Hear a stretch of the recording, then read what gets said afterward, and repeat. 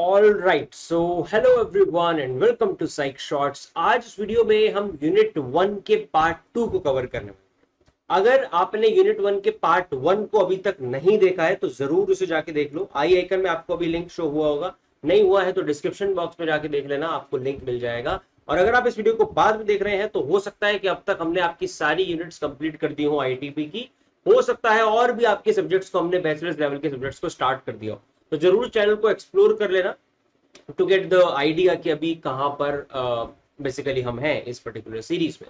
ये आपकी BA series है और इसमें बेसिकली हम आपके सारे सिलेबस को कंप्लीट करने वाले हैं। बैचलर्स लेवल का सिलेबस साइकोलॉजी ऑनर्स का दिल्ली यूनिवर्सिटी के सिलेबस को हम रेफर कर रहे हैं सीरीज में। तो बहुत हेल्पफुल सीरीज है आपके लिए, जरूर इसे आप चेक करना जितना भी अब तक कंप्लीट हो चुका है। So now nature of psychology.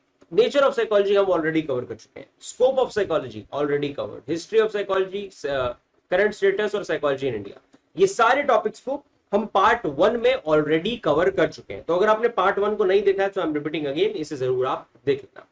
आज इस वीडियो में हमने biological basis of human behaviour को समझने की कोशिश करनी है। एक पूरा सब्जेक्ट है, पूरा डिसिप्लिन है और बेसिकली हर तरीके के एंट्रेंस में साइकोलॉजी रिलेटेड जब भी आप दोगे तो बायोलॉजिकल साइकोलॉजी एक बहुत प्रोमिनेंट उसका हिस्सा होता है।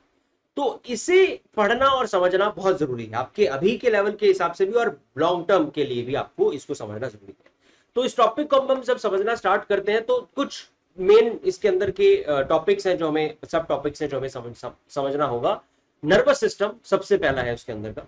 उसके बाद न्यूरॉन्स आते हैं, न्यूरॉन्स के अंदर ही बाकी सब समाप्त हो जाता है। न्यूरॉन का सब टॉपिक आप कह सकते हो। न्यूरोट्रांसमीटर्स हैं, वो भी बहुत जरूरी टॉपिक है। और न्यूरॉन्स के बीच में जो गैप होता है, साइनेप्स जिसे हम बोलते हैं, उसे भी समझना उतना ही ज्यादा जरूरी है।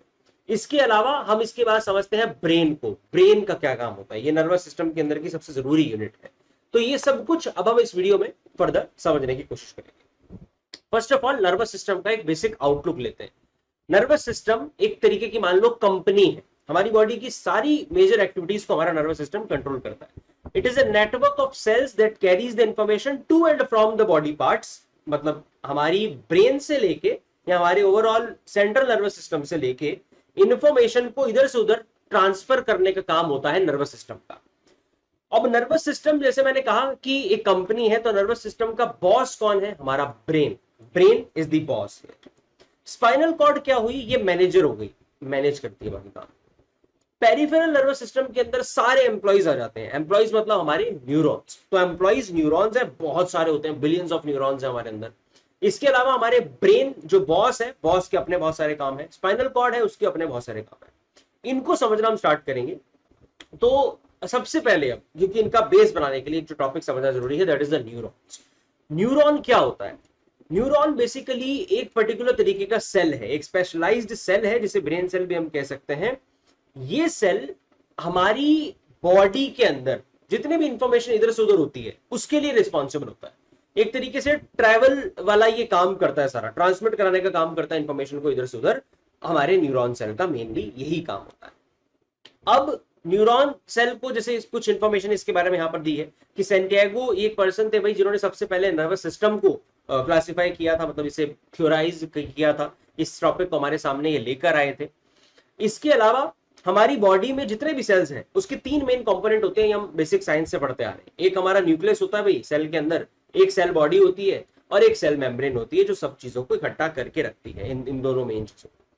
अब सेम चीज न्यूरॉन के साथ भी है। न्यूरॉन के अंदर भी ये तीनों ही चीजें हैं और भी कई सारी और चीजें हैं, पार्ट्स हैं, जिसको हम अभी आगे समझेंगे। नाउ न्यूरॉन, जैसे मैंने बताया, is a specialised cell in the nervous system that receives and sends the messages within that system. तो नर्वस सिस्टम के अंदर अंदर मतलब कि सारी हमारी बॉडी इंक्लूड होगी उसके अंदर। तो मसल से लेके ब्रेन तक मैसेज को पहुंचाना, ब्रेन से लेके मसल तक मैसेज को पहुंचाना, ये काम है न्यूरॉन्स का। फाइन। फॉर एग्जांपल, हमें कोई चीज गर्म लगी है, आपने किसी गर्म चीज को पकड़ लिया, अब सडनली हम उसे क्यों छोड़ते हैं? तो वो स्पाइनल कॉर्ड हमें वहां पर गाइड कर रही होती है कि भाई इसे छोड़ दो। या फिर कुछ भी और, लेट से कि भाई आपने कुछ बोतल पकड़नी है अपनी, तो आपने बोतल पकड़ के पानी को पीना है, तो अब आपने हाथ आगे आप लेकर गए, बोतल को पकड़ा, पानी को पिया। ये काम कैसे हुआ? ये काम आपके न्यूरॉन्स ने करवाया है।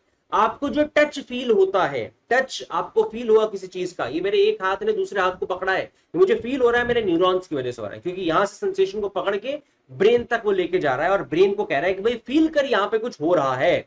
और देन मान लो मेरा ब्रेन कहता है मुझे, चल भाई अब हाथ को छोड़, तो ये जो मैंने हाथ को छोड़ा तो ये ब्रेन से सिग्नल को लेकर मेरे मसल तक लेकर आया न्यूरॉन। तो इस तरीके से न्यूरॉन्स का ये बेसिक काम होता है। बहुत ही सिंपल भाषा में आपको मैंने समझाने की अभी कोशिश करी है। तो ये न्यूरॉन का बेसिक वर्क है। नाउ न्यूरॉन के स्ट्रक्चर को समझते हैं। न्यूरॉन के स्ट्रक्चर को अगर हम देखें तो आपको दिखेगा एक सबसे बड़ा इसके अंदर सोमा एक पार्ट है, मतलब ये पूरी सेल बॉडी, इसे हम सोमा कहते हैं। फाइन। उसके बाद डेंड्राइट्स एक होते हैं जो सोमा के ऊपर, ये जो सारी आपको डंडियां से दिख रही हैं इधर वाले साइड में, ये ब्रांचेस जैसा ये स्ट्रक्चर है, this is the dendrites. And इसके अलावा इसके अंदर ये न्यूक्लियस है, जैसे हमने पढ़ा था अभी कि भाई हर बॉडी के अंदर एक न्यूक्लियस होता है सेल बॉडी के अंदर, तो ये इसके अंदर भी होता है न्यूक्लियस। इसके बाद ये जो आपको टनल लाइक स्ट्रक्चर यहां से लेके यहां तक ये दिख रहा है, राइट, ये स्ट्रक्चर क्या है? ये स्ट्रक्चर है एक्सॉन, इसे हम कहते हैं एक्सॉन। ये एक्सॉन जहां खत्म हुई उसे हम कहते हैं एक्सॉन टर्मिनल, कि यहां पे एक्सॉन टर्मिनेट हो रही है, मतलब खत्म हो रही है, तो उसको नाम दे दिया एक्सॉन टर्मिनल। या फिर इसको हम साइनेप्टिक नॉब्स भी कह सकते हैं, या फिर इसे एक्सॉन बटन भी कई बार कह दिया जाता है। सब कुछ सेम ही बात है, जहां पे एक्सॉन ये टनल सी खत्म हो रही। अब तीन मेन चीजें मतलब सामने निकल कर आई, एक एक्सॉन पूरी, एक इसका सोमा और एक डेंड्राइट। एक्सॉन जहां खत्म होती है उसको हमने कह दिया एक्सॉन टर्मिनल। ये चीज समझनी जरूरी है, याद करनी आपके लिए जरूरी है, स्ट्रक्चर है इसका। अब इस एक्सॉन के ऊपर एक और चीज अगर आपने नोटिस किया हो तो ये है माइलिन सेथ। ये माइलिन सेथ क्या होती है? ये इसके ऊपर एक कोट सा हो रखा है, मतलब इस पतली सी लाइन के ऊपर एक हमने और कोट चढ़ा दिया ताकि ये भाई सेफ है। इसके आगे और भी काम होते हैं जिसको हम समझने की कोशिश करेंगे। सो एक बेसिक स्ट्रक्चर है ये न्यूरॉन का, और इसका बेसिक काम और स्ट्रक्चर दोनों आपको समझ आ गए। फाइन। इधर से इंफॉर्मेशन को पकड़ना और आगे इंफॉर्मेशन को पास ऑन करना। अब ये कैसे करते हैं? तो लेट्स से भाई ये ब्रेन है, ठीक है, और ये हमारी कोई मसल है, जो मेरे से मैंने अभी हाथ का एग्जांपल दिया था। तो ब्रेन ने सबसे पहले तो चलो मसल ने सेंसेशन भेजनी है ब्रेन को कि भाई यहां पे कुछ टच हुआ है, फील करो उस टच को। तो मसल क्या करेगी, इसके साथ में जो न्यूरॉन ये लग रहा होगा, ये लेट्स से भाई न्यूरॉन है, तो ये जो पहला न्यूरॉन बिल्कुल मसल के साथ अभी टच होगा, उसको इंफॉर्मेशन गई कि भाई यहां पे कुछ टच हुआ। ये न्यूरॉन अगले वाले न्यूरॉन को देगा, वो न्यूरॉन अगले न्यूरॉन को देगा, ऐसे हमारी बॉडी में फैले पड़े हैं न्यूरॉन, और ऐसे कनेक्शन इन्होंने बना रखा है। तो ऐसे करके इंफॉर्मेशन को पास ऑन कराते कराते एक ने अगले को दी, उसने अगले को दी, उसने अगले को दी, लास्ट वाले ने जाकर ब्रेन को दी, ऐसे इंफॉर्मेशन पास होनी ब्रेन तक। अब जो डेंड्राइट्स हैं यहां पर, डेंड्राइट का काम है इंफॉर्मेशन को पकड़ना। तो इधर से जो मसल से इंफॉर्मेशन जिसने पकड़ी वो उसका डेंड्राइट था, न्यूरॉन का। न्यूरॉन के डेंड्राइट ने इंफॉर्मेशन को रिसीव किया, इसके बाद एक्सॉन के अंदर भेज दिया, यानी कि यहां पर इस टनल के अंदर भेज दिया, यहां से होकर मैसेज आगे गया, पास ऑन हुआ, और फिर एक्सॉन टर्मिनल जहां पर वो खत्म हो रही है, वहां से वो मैसेज अगले वाले न्यूरॉन के पास चले गया। फिर सेम चीज ये अगला, अब किसने पकड़ा होगा यहां पर?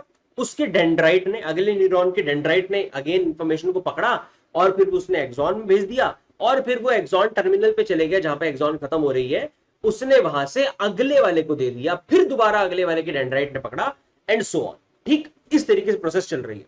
अब ब्रेन से ये चीज वापस आएगी, ब्रेन ने कहना है कि भाई अब हाथ को वहां से हटा लो, फिर अगर कुछ सेंसेशन फील हो रही है तो, या मतलब जो भी कुछ हमने करना है उसे जोर से पकड़ लो, जो वटएवर। तो ब्रेन ने जो भी कमांड दी उसको दोबारा यहां से यहां तक ऐसे अलग अलग अलग करके ये लेके आएंगे न्यूरॉन्स जो हमारी बॉडी में फैले हुए हैं। अगेन सेम डेंड्राइट पकड़ेगा इंफॉर्मेशन को और एक्सॉन टर्मिनल से वो बाहर निकल जाएगी, अगले तक पहुंच जाएगी। इस तरीके से न्यूरॉन काम करते हैं और ये इसके बेसिक स्ट्रक्चर्स का काम है। अब एक चीज बच गई, माइलिन सेथ। ये क्या है भाई, क्यों जरूरी है? तो एक तो इसको कवर देती है, इसको प्रोटेक्ट करती है एक्सॉन को, और दूसरा माइलिन सेथ की वजह से इंफॉर्मेशन जल्दी आगे जाती है। मतलब जिस एरिया में ये इंफॉर्मेशन ये माइलिन सेथ होती है, जिन न्यूरॉन्स पे चढ़ी होती है, वो न्यूरॉन इंफॉर्मेशन को जल्दी आगे पास ऑन करवा देते हैं। ये माइलिन सेथ का बेसिक एक मतलब दो जरूरी काम है, एक इंफॉर्मेशन को फास्टर करना उसके ट्रेवल को, और दूसरा उसे प्रोटेक्ट करना। माइलिन सेथ के दो मेजर काम।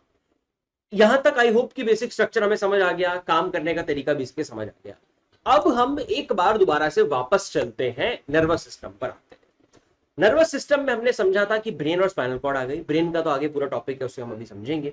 स्पाइनल कॉर्ड के रोल को पहले समझ लेते हैं। स्पाइनल कॉर्ड क्या है भाई, जो हमारी रीढ़ की हड्डी है ना, पीछे पूरी बैकबोन हमारी बिल्कुल सेंटर में जो आती है, इसलिए सेंट्रल नर्वस सिस्टम में ये दोनों चीजें होती है, ब्रेन भी सेंटर में और स्पाइनल कॉर्ड भी हमारी सेंटर में।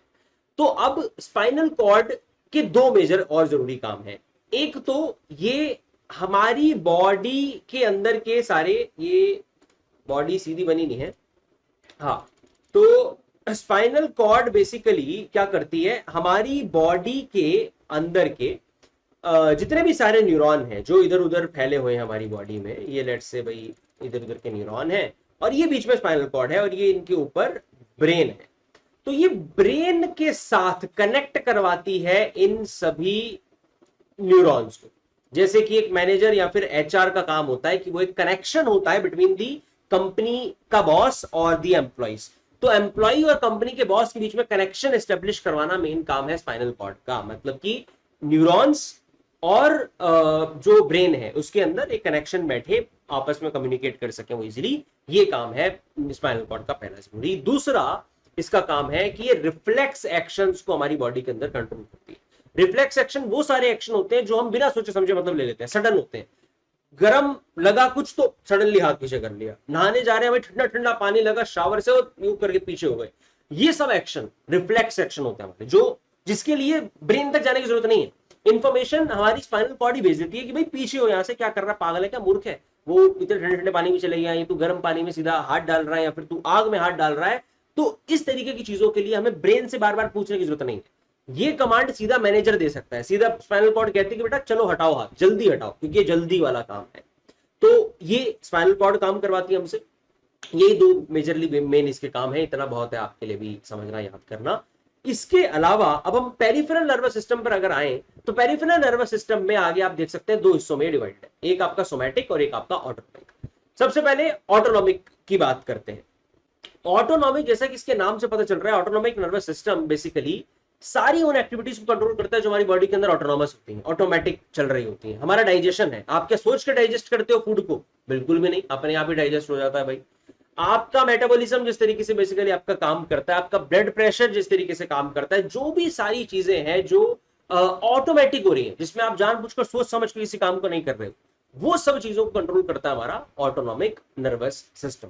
Automatically regulates the glands, internal organs and the blood vessels, प्यूपिल dilation, digestion and blood pressure, vessel और प्रेशर, ये मतलब सारी चीजों को ये कंट्रोल करता है जो भी आपको यहाँ पर बताया गया है। आपका ब्लड वेसल कैसे काम करती हैं, खून का बहाव होना वो अपने आप ही होता है। आपकी प्यूपिल डायलेशन जो होती है, आंखों की पुतलियां कभी कभी बड़ी होती हैं कभी छोटी होती हैं।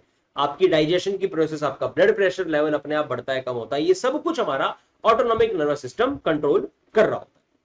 इसके साथ साथ हार्मोन की सिक्रीशन जो कि सारी ग्लैंड्स करती हैं, उन ग्लैंड्स को भी ये कंट्रोल करने का काम करता है। इसके बाद सोमैटिक नर्वस सिस्टम। सोमैटिक क्या होता है? Somatic nervous system basically it carries the sensory information and controls the movement of the skeletal muscles. तो इसका काम ये होता है कि ये बेसिकली हमारी बॉडी के अंदर जितनी भी सेंसरी इंफॉर्मेशन होती है, जैसे इधर से मेरी सेंस ने मुझे बताया था कि हाथ ने टच किया है तो वो ब्रेन तक गया, ये काम को कंट्रोल करना सोमैटिक नर्वस सिस्टम का काम है। वॉलेंटरी एक्शंस को बेसिकली अब यहां पर सोमैटिक नर्वस सिस्टम हमारा कंट्रोल कर रहा है। जितने भी मूवमेंट है वॉलेंटरी, हम सोच समझ के जो भी चीजें करते हैं वो सब सोमैटिक नर्वस सिस्टम हमारा कंट्रोल कर रहा है। अब इसके अंदर अगर आप देखोगे तो ऑटोनॉमिक नर्वस सिस्टम भी अगेन दो हिस्सों में फर्दर डिवाइडेड है।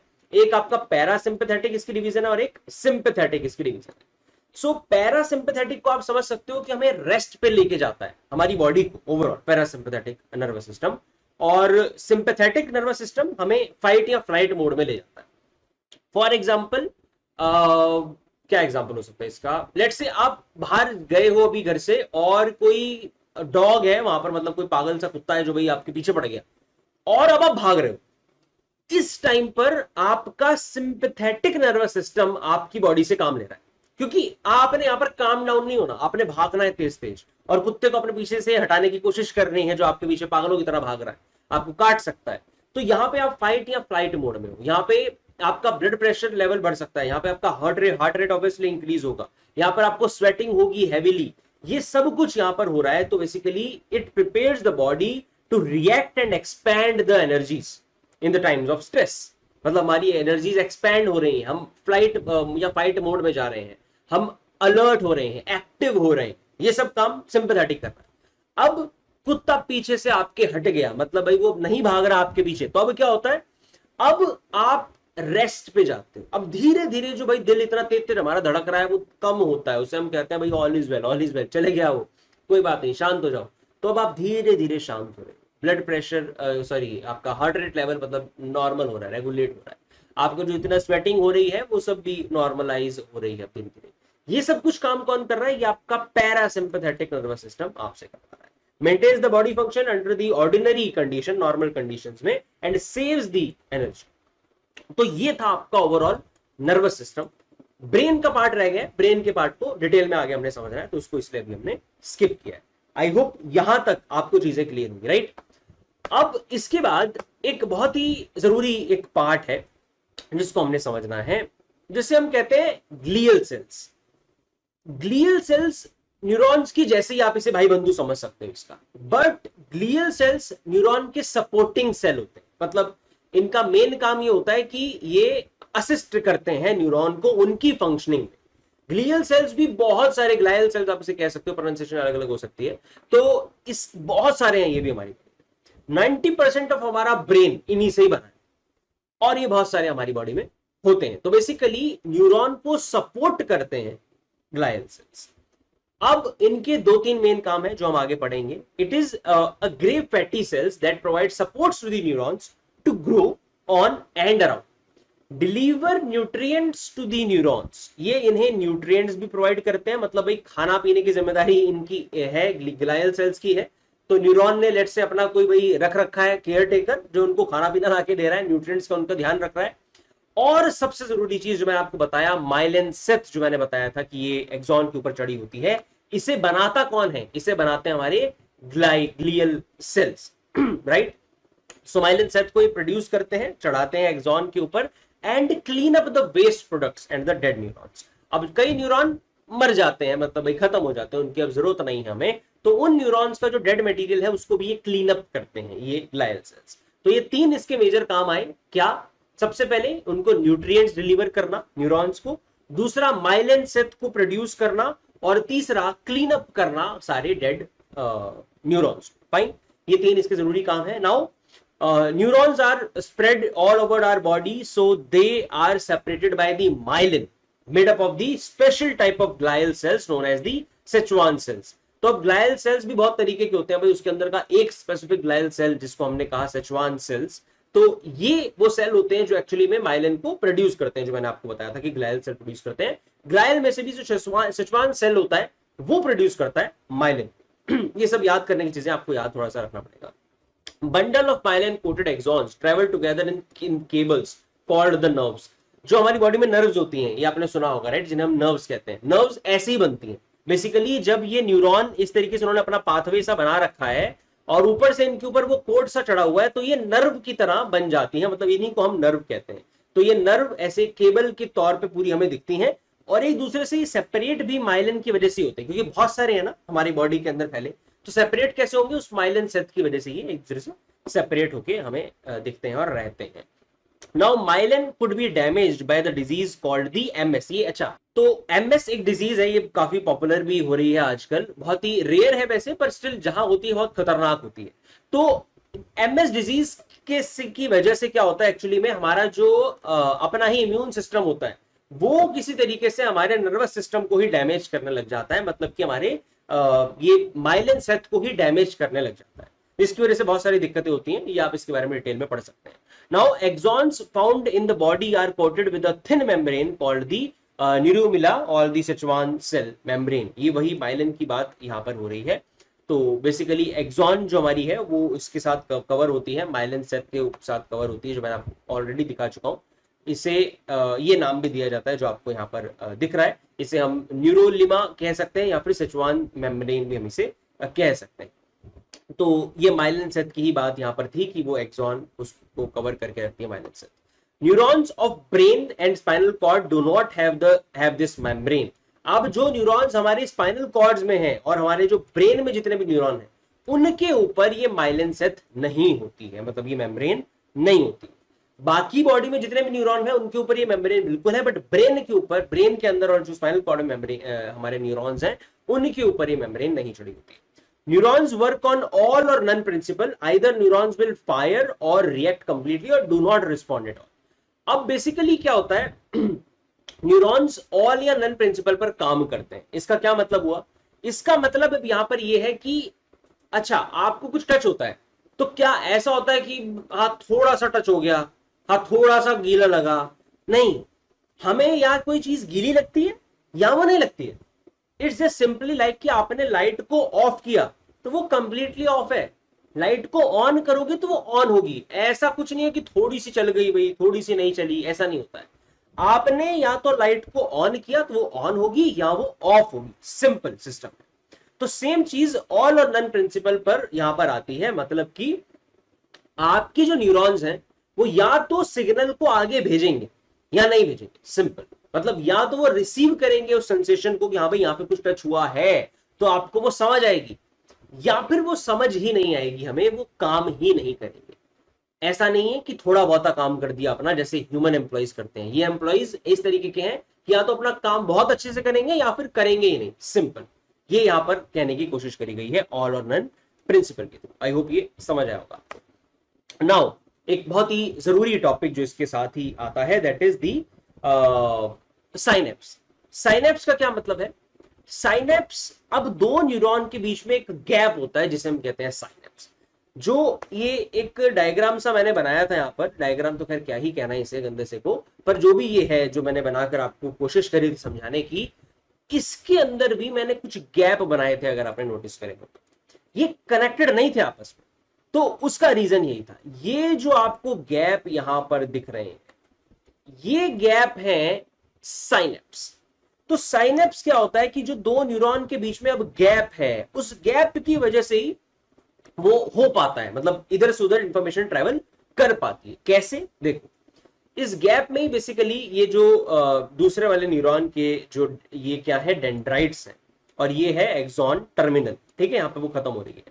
तो जो टर्मिनल खत्म हो रही है तो यहां से कुछ केमिकल ये रिलीज हो रहे हैं, और डेंड्राइट के ये रिसेप्टर्स हैं जो इसे पकड़ रहे हैं। तो अगर ये जुड़े होंगे तो वो नहीं पकड़ पाएंगे, वो उसको थोड़ा सा स्पेस चाहिए जहां पे वो फैल सकें, फिर धीरे धीरे करके वो उसको पकड़ सके, जो जो उन्होंने चाहिए, जो मटेरियल जो केमिकल वो आगे से रिसीव कर लेते हैं। तो इस तरीके से ये साइनेप्स, इस गैप को हम नाम देते हैं साइनेप्स या फिर साइनेप्टिक क्लेफ्ट, आप इसे कुछ भी नाम दे सकते हैं। नाउ ये जो केमिकल रिलीज हो रहा है, जो एक न्यूरॉन अगले न्यूरॉन को पास ऑन करता है या फिर अगली मसल को पास ऑन करता है या ब्रेन को करता है, that is called the neuro transmitter. Neuro transmitter क्या है, वो जो केमिकल है जो एक न्यूरॉन प्रोड्यूस करता है, that is called the neuro transmitter. बहुत तरीके के न्यूरो ट्रांसमीटर होते हैं, अलग अलग तरीके के न्यूरॉन्स अलग अलग तरीके के न्यूरो ट्रांसमीटर्स को प्रोड्यूस करते हैं। अलग अलग न्यूरो ट्रांसमीटर का हमारी बॉडी पर अलग अलग तरीके से असर होता है। और न्यूरॉन्स कैसे इसे देते हैं, मतलब प्रोड्यूस करते हैं, तो भाई जो साइनेप्टिक वेसिकल्स होती हैं हमारे न्यूरॉन के अंदर, एक्सॉन के अंदर जो होके आ रही हैं, ये वेसिकल्स, ये जो गुच्छा सा आपको यहां पर दिख रहा है, ये खुल जाता है और उसके बाद इसके अंदर से जैसे यहां पर ये निकल रहा है ऐसे कुछ बाहर निकल आते हैं ये सारे neurons, sorry neuro transmitters, chemicals, और जो जो आगे जिसको चाहिए होता है वो उसे पकड़ लेता है, रिसीव कर लेता है। सो न्यूरो ट्रांसमीटर क्या हुआ, न्यूरो ट्रांसमीटर वो केमिकल हुआ जो न्यूरॉन्स रिलीज कर रहे हैं। आई होप यहां तक क्लियर था। अब ये कुछ इंफॉर्मेशन है उसके बारे में, तो इसे पढ़ लेते हैं भाई जल्दी से। The neurotransmitters from one cell cause the next cell to fire. अच्छा, अब इसका मतलब ये नहीं है कि भाई आग लगा दूंगा, आग लगा दूंगा, इसका मतलब है कि फायर करने का मतलब उसे एक्टिवेट कर देते हैं। जो पिछला न्यूरॉन है उसने अगले न्यूरॉन को इंफॉर्मेशन दे दी, तो अभी तक अगला मतलब आराम से अपना चिल कर रहा था भाई, आराम से बैठा था। अब दूसरे वाले ने कहा ले बेटा तेरा काम चालू हो रहा है, चल अब इंफॉर्मेशन को आगे दे। तो ये यहां पर बेसिकली कहने की कोशिश कर रहे हैं, ये जो न्यूरॉन वन है, न्यूरॉन वन ने इंफॉर्मेशन पास ऑन कर दी दूसरे वाले को, तो ऑब्वियसली वो एक्टिवेट हो जाता है। अब इसके पीछे साइंटिफिक काफी मतलब कारण है कि भाई क्या होता है, वो आयोडीन, वो मतलब जो उनके आयन्स होते हैं, सॉरी आयोडीन कह दिया, जो आयन होते हैं उनके बेसिकली वो अब फायर होते हैं, कुछ नेगेटिव होता है कुछ पॉजिटिव होता है, वो अंदर बाहर जाते हैं एक दूसरे के, जो अंदर से वो नेगेटिव सारा चल रहा होता है अभी, तो जब वो फायर हो जाता है तो पॉजिटिव आयंस उसके अंदर चले जाते हैं न्यूरॉन में, तो वो बेसिकली वर्किंग करना अपनी चालू कर देता है, फिर वो इन्फॉर्मेशन को आगे पास ऑन करता है। तो ऐसे साइंटिफिक काफी रीजन है, बट आप याद इतना रख सकते हैं अभी के लिए कि पहला न्यूरॉन जो न्यूरो देता है अगले वाले को, वो दूसरे वाले न्यूरॉन को फायर अप कर देता है। Fine. Now neurons also makes the connection to the muscles and glands as they also have receptor sites on them like dendrites। तो अब ये भी हमें पता है, बेसिक सी बात यहां पर उन्होंने कही है कि जो मसल्स है हमारी, जैसे ये हैंड की मसल है, तो मसल के साथ भी मतलब कोई तो पहला न्यूरॉन ऐसा भी होगा ना जो मसल के साथ कनेक्टेड है, जो ब्रेन के साथ आगे कनेक्टेड है। तो भाई इसने कहा कि ग्लैंड्स के साथ भी ये कनेक्टेड होते हैं, मसल के साथ भी ये कनेक्टेड होते हैं। तो मतलब जैसा ये एक से दूसरे न्यूरॉन में इंफॉर्मेशन को पास ऑन कर रहे हैं, तो ऐसे ये ग्लैंड्स को भी पास ऑन करते हैं, ब्रेन को भी करते हैं, और आगे सीधा मसल को भी कर सकते हैं। नाउ फॉर एग्जाम्पल हमें नींद आ रही है ना, मतलब मैं सुस्त हो रहा हूं, थोड़ा सा मैं सो सा रहा हूं, कुछ ऐसा हो रहा है, तो बॉडी मेरी डाउन जा रही है, तो ये भी किसी ना किसी न्यूरोट्रांसमीटर की वजह से हो रहा है। मेरी बॉडी ने कोई पर्टिकुलर न्यूरोट्रांसमीटर रिलीज करवाया है जिसका काम है एक्साइटेटरी, सॉरी इनहिबिटेटरी। इनहिबिटेटरी का क्या मतलब है कि इसने किसी प्रोसेस को रोकना है या मतलब स्लो डाउन करना है, तो वहां पर इनहिबिटरी न्यूरोट्रांसमीटर जाएगा, अपना काम करेगा। जहां पर मुझे एक्टिवेट होना है भाई, मुझे एक्टिव रोल में रहना है, मुझे अब मैं कुछ सोच रहा हूं, मैं कुछ दिमाग लगा रहा हूं बड़ा किसी चीज के बारे में, या फिर मैंने कुछ काम को करना है, यहां पर मेरी मसल मूव कर रही है, तो ऐसे कामों में एक्साइटेटरी न्यूरोट्रांसमीटर। तो न्यूरोट्रांसमीटर दो तरीके के होते हैं बेसिकली। एक होता है एक्साइटेटरी, जो हमारी बॉडी में एक्टिवेट करने वाले सारे कामों को करवाता है, हमें बेसिकली एक्टिव करवाता है, अराउज करवाता है। और एक जो किसी काम को रोकता है, किसी लेट्स से अब पेन किलर है, हम पेन किलर खाते हैं तो वो कुछ इस तरीके से काम करती है कि पेन रुक जाए, है ना। तो अब जब हमें पेन होता है, कभी स्टार्टिंग में मुझे कुछ चोट लगी तो मुझे पेन हुआ, तो वो पेन मुझे मेरा एक्साइटेटरी जो न्यूरोट्रांसमीटर वो फील करवाएगा। बट जब वो पेन ठीक हो रहा है, तो वो ठीक किसकी वजह से हो रहा है, या अब कम हो रहा है वो पेन, तो वो इनहिबिटेटरी न्यूरोट्रांसमीटर की वजह से वो पेन कम हो रहा है। फाइन, आई होप ये लॉजिक आपको समझ आ रहा होगा। तो दो तरीके के न्यूरोट्रांसमीटर होते हैं, एक एक्साइटेटरी वाले काम हमारी बॉडी से करवाते हैं, और एक इनहिबिटेटरी वाले काम हमारी बॉडी से सारे ये करवाते हैं। अब इसके आगे का पार्ट, थोड़ा सा ब्रेक ले लो, मैं भी थोड़ा सा ब्रेक ले लूं, तो उसके बाद आगे समझते हैं। अभी आप 2-3 मिनट की वीडियो को पॉज कर सकते हैं और अपने आसपास देखो और चिल करो, और 2-3 मिनट बाद दोबारा से आगे समझना स्टार्ट करो। ओके, तो आई होप आपने ब्रेक ले ली होगी, और अब आगे समझना चालू करते हैं। एगोनिस्ट और एंटागनिस्ट दो तरीके के केमिकल सब्सटेंसेस होते हैं, मतलब जो हम इनटेक कर सकते हैं, जैसे दवाइयां हो गई, कोई ड्रग हो गई, कोई भी अल्कोहल या किसी भी तरीके का ऐसा सब्सटेंस जो भी कुछ हम इनटेक कर रहे हैं, वो दो ही तरीके के हो सकते हैं, एक एगोनिस्ट और एक एंटागनिस्ट। एगोनिस्ट वो केमिकल सब्सटेंस है जो किसी भी तरीके के हमारी बॉडी के अंदर होने वाली न्यूरोट्रांसमीटर को मिमिक कर सकते हैं और उसके इफेक्ट को एनहेंस कर देते हैं। मतलब जो रिसेप्टर साइट जिसने वो न्यूरोट्रांसमीटर को पकड़ना है, उस रिसेप्टर साइट पे वो जो डेंड्राइट ने, मतलब अगले न्यूरॉन के या फिर हमारी ग्लैंड के या फिर हमारी मसल के किसी भी रिसेप्टर ने जिस न्यूरोट्रांसमीटर को पकड़ना था, उस न्यूरोट्रांसमीटर को ये मिमिक कर लेते हैं, मतलब उसके जैसे ही दिखने वाले कुछ ही सब्सटेंस होते हैं, और उसके असर को बढ़ा देते हैं, एगोनिस्ट सब्सटेंस। और जो एंटागनिस्ट सब्सटेंस होते हैं, वो उस न्यूरोट्रांसमीटर को बेसिकली मिमिक कर देते हैं और उसके असर को कम कर देते हैं, बिल्कुल खत्म कर देते हैं। अब इसे एग्जांपल समझो, ये समझ आएगा आपको। एंटागनिस्ट फॉर एग्जाम्पल कोई भी ऐसा सब्सटेंस जो किसी भी तरीके के हमारे न्यूरोट्रांसमीटर के असर को खत्म कर देगा, कम कर देगा। अगर वो इनहिबिटेटरी न्यूरोट्रांसमीटर हुआ तो वो क्या होगा, मतलब इनहिबिटेटरी ने हमें क्या करना था, किसी भी तरीके के हमारे सेल को या आगे मसल को टर्न ऑफ करना था। मतलब लेट से हमें नींद आई है भाई, तो अब हमें एक्साइट नहीं होना है, अब हमें डाउन जाना है, स्लो करना है बॉडी को, तो इनहिबिटरी न्यूरोट्रांसमीटर हमसे ये करवाता। पर अगर आपने कोई एंटागनिस्ट सब्सटेंस ले लिया और वो एंटागनिस्ट सब्सटेंस ने इनहिबिटेटरी उस न्यूरोट्रांसमीटर को मिमिक कर लिया, वो उसके जैसे दिखने लगा, तो अब वो क्या करेगा, वो उसे इनहिबिटेटरी उसका इफेक्ट नहीं करने देगा। मतलब कि अब हमें नींद बल्कि नहीं आएगी। सो कई ऐसी, जैसे मान लो किसी ने अल्कोहल ले ली, तो अब हम क्या करते हैं, अब हम ज्यादा एक्साइट हो जाते हैं उस टाइम पे, जो कुछ कम बोलना होता है वो ज्यादा बोलते हैं। तो क्यों होता है? क्योंकि हमने एंटागनिस्ट वो सब्सटेंस लिया है और वो हमारी इनहिबिटरी न्यूरोट्रांसमीटर को अपना काम नहीं करने दे रहा है। हमें स्लो डाउन होना था, वो हमें और एक्टिवेट बन के उसने करवा दिया। उसने उसके स्लो डाउन होने वाले काम को ब्लॉक कर दिया। हम स्लो डाउन नहीं हो पाए तो ऑटोमेटिकली हम ज्यादा बन के एक्टिव हो गए। तो इस तरीके से एंटागनिस्ट सब्सटेंस किसी भी तरीके के न्यूरोट्रांसमीटर के वर्क को इनहिबिट कर देते हैं, मतलब उसे रोक देते, उसे ब्लॉक कर देते हैं। अगर वो एक्साइटेटरी न्यूरोट्रांसमीटर पे चले गया एंटागोनिस्ट सब्सटेंस, तो क्या होगा? तो वो हमें एक्साइट नहीं करने देगा। मतलब हमें जो भी कुछ काम करना है, जो कुछ अब मूवमेंट करनी है जेट से, तो वो नहीं करने देगा, उसे रोक देगा। हमें अलर्ट होना है तो वो अलर्ट नहीं करने देगा, हमारे माइंड को डल कर देगा, डिम कर देगा, ज्यादातर जो ड्रग्स करती है। इस तरीके से काम होता है। तो एगोनिस्ट सब्सटेंस क्या है? एगोनिस्ट सब्सटेंस वो है जो किसी काम को बढ़ा देते हैं। तो अब अभी हमने एंटागनिस्ट की बात करी, तो एगोनिस्ट इससे बिल्कुल उल्टा होगा। अब अगर एगोनिस्ट केमिकल ने, किसी सब्सटेंस ने मिमिक कर लिया इनहिबिटरी न्यूरोट्रांसमीटर को, तो क्या होगा वहां पे? तो वो उसके उस असर को बढ़ा देगा। अगर मान लो आपकी किसी बॉडी की किसी एक्टिविटी को अब हमने रोकना है, मतलब कुछ स्लो डाउन होना है, तो ज्यादा स्लो डाउन हो जाएगा।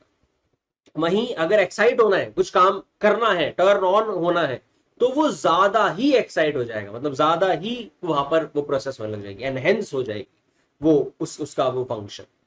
तो दो तरीके के सब्सटेंस है, एगोनिस्ट और एंटागनिस्ट। एगोनिस्ट हमारी किसी भी तरीके के न्यूरोट्रांसमीटर के काम को एनहेंस कर देते हैं, जो भी उसका काम, और एंटागनिस्ट उस न्यूरोट्रांसमीटर के काम को रिड्यूस कर देते हैं, ब्लॉक कर देते हैं। I hope it's clear.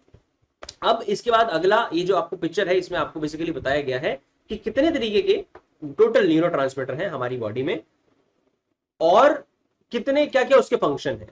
तो जैसे ये न्यूरोट्रांसमीटर ये काम करवाता है, सेरोटोनिन ये काम कराता है, ये न्यूरोट्रांसमीटर ये काम कराएगा, ये इसका ये काम है, वगैरह वगैरह।